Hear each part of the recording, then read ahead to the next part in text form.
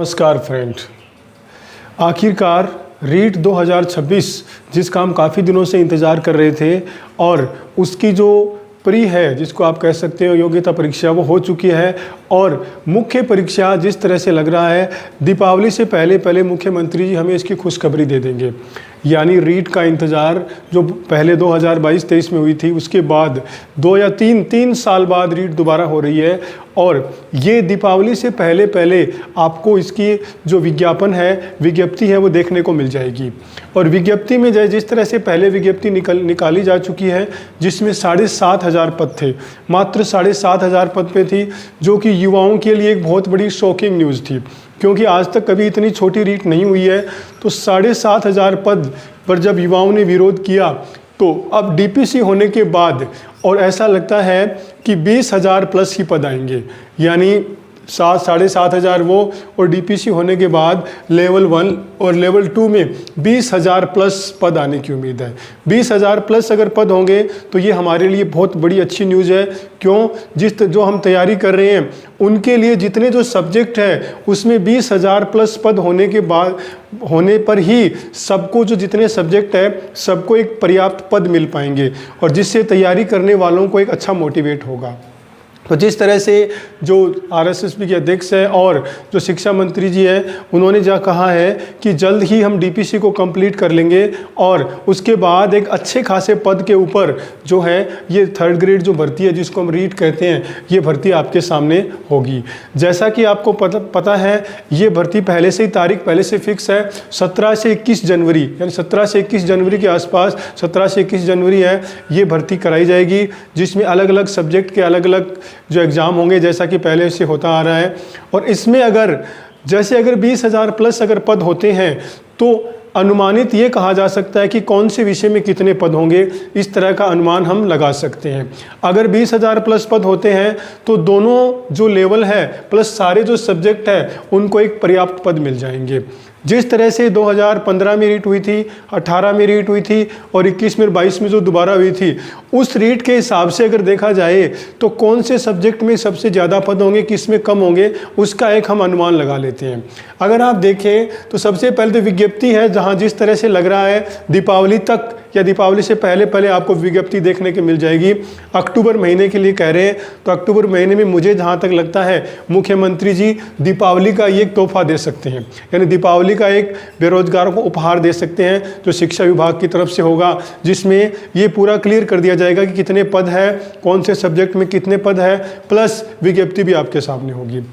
तो एक छोटा सा अनुमान हम लगा लेते हैं, जिसमें अगर आप देखें लेवल 1 में, यानी लेवल 1 में भी पद बढ़ेंगे। अभी जो 5,000 पद है, अगर भर्ती 20,000 से ऊपर जाती है तो लेवल 1 में भी श्योर पद बढ़ेंगे।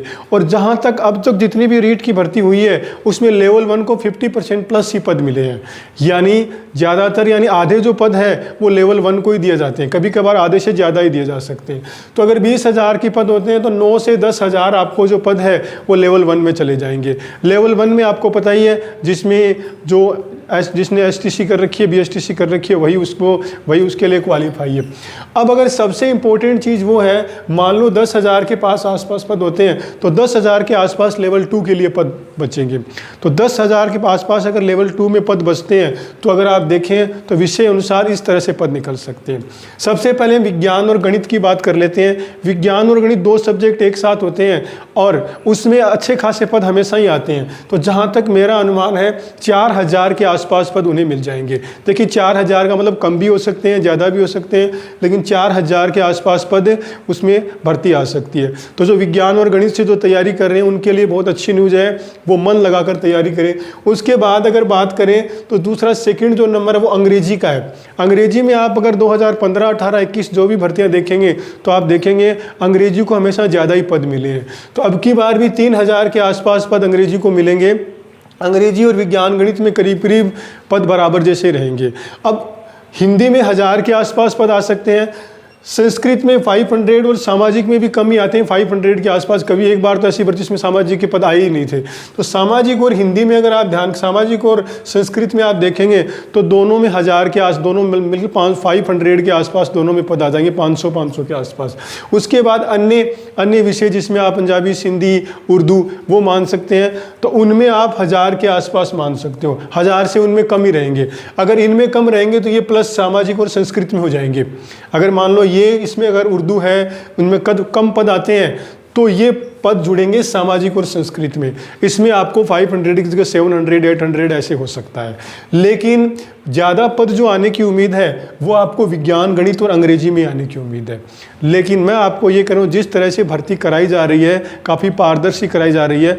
अगर आप अच्छी तैयारी करते हो तो पद नहीं, आपकी योग्यता अनुसार आपको मिल सकती है। यानी 500 पद में भी आपका जो ज्वाइनिंग हो सकती है, और ज्वाइनिंग 4000 में भी नहीं होती।